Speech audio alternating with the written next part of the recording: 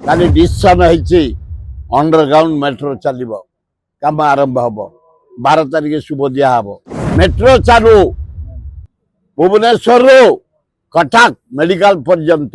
ତମ ବଲାଙ୍ଗୀର ଏଇ ମର୍ଯ୍ୟାଦା ଦଉଛ ସିନିୟର ସାମ୍ବାଦିକ ମାନଙ୍କୁ। ସାମ୍ବାଦିକ ମାନଙ୍କ ପାଇଁ ଏଇ ଚତୁର୍ଥ ଖମ୍ବ, ସାମ୍ବାଦିକ ମାନଙ୍କୁ ଏଇ ସମ୍ମାନ।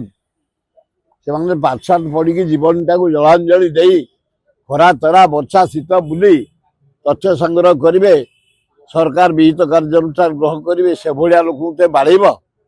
ସିନିୟର ଆଡଭୋକେଟ ସିନିୟର ସାମ୍ବାଦିକ ଜଣେ ଲଜ୍ଜା, ଘୋର ଲଜ୍ଜା। ମୋହନ ବାଜି ତୁରନ୍ତ ଯୋଉମାନେ ତାକୁ ବାଡ଼େଇଛନ୍ତି ଅନୁସନ୍ଧାନ କରି ଜେଲ ପଠା। ନାଇଁ ପୃଥ୍ୱୀରାଜ ହରିଚନ୍ଦନଙ୍କୁ ମୋହନ ବାଜିକି ମୁଁ ଆପଣଙ୍କ ଜରିଆରେ ଧନ୍ୟବାଦ ଦଉଛି। କାଲି ଡିସିସନ ହେଇଛି ଅଣ୍ଡରଗ୍ରାଉଣ୍ଡ ମେଟ୍ରୋ ଚାଲିବ, କାମ ଆରମ୍ଭ ହବ।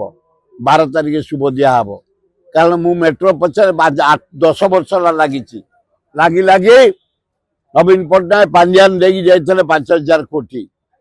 ଏ ସରକାର ଆସିଲା ପରେ ଟଙ୍କା ମାଗିଲା। ଆଗ ତମେ ଯୋଉ ସେ ଟେଣ୍ଡର ଦେଇ ନେଇଛି, କହିଲେ ତାକୁ ଦେଇଛ ଆମକୁ ଦିଅ। ସେ କହିଲେ ଆମେ କାହାକୁ ଦେଇନି, ଆମେ ଟେଣ୍ଡରରେ ପାଇଛୁ। ତାପରେ କହିଲେ ଅଣ୍ଡରଗ୍ରାଉଣ୍ଡରେ ଯିବ। ସେ କହିଲା ଯୋଉ ଗ୍ରାଉଣ୍ଡରେ ନେଉଛନ୍ତି ଦିଅ। ମୁଁ ଦିଲ୍ଲୀରେ କରିଛି ଅଣ୍ଡରଗ୍ରାଉଣ୍ଡରେ, ମାଡ୍ରାସ କରିଛି ଅଣ୍ଡରଗ୍ରାଉଣ୍ଡରେ, କଲିକତାରେ କରିଛି ଅଣ୍ଡରଗ୍ରାଉଣ୍ଡରେ। ଏଠି ବି କରିବାର ମୋର ଆପତ୍ତି ନାହିଁ। ମାଟି ତଳେ କର, ଯାହା ହଉ 12ଟା ମୁଁ ତାକୁ ଜିଦ୍ ଧରିଛି। ଯେତେ ଶୀଘ୍ର ଆରମ୍ଭ କର, ଜୋରସୋରରେ ଆରମ୍ଭ କର।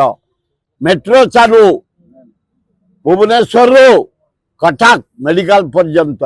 ଭଲ ହବ, ରାଜ୍ୟର ସମ୍ମାନ ବଢିବ। ମୋହନ ବାଜୁ କୁତୁ ହୁଅନି। ଯୋଉ 5,000 ତାଙ୍କୁ ଦେଇଛ, ତାଙ୍କୁ ଏପର୍ଯ୍ୟନ୍ତ 300 କୋଟି ଦେଇନ। ତାଙ୍କୁ ଆଗ 2,000 କୋଟି ରିଲିଜ କର। କାମ ଦାମ ଅଧା କରିଦେଇଛି କଣ୍ଟ୍ରାକ୍ଟର। ଚନ୍ଦ୍ରଶେଖରପୁର ଅଧା କରି ପକେଇଛି, ୟୁନିଟ୍ 1ରେ ଅଧା କରି ପକେଇଛି, ମାଷ୍ଟର କ୍ୟାଣ୍ଟିନ ପାଖେ ଅଧା କରି ପକେଇଛି। ଲୋକଗୁଡା ସବୁ ଫେରିଗଲେଣି। ସମସ୍ତଙ୍କୁ ଡାକି ଯନ୍ତ୍ରପାତି ଲଗେଇ କାମ ତ୍ୱରାନ୍ୱିତ କର, ଜଲ୍ଦି କର, ତାହେଲେ ଭଲ ହବ।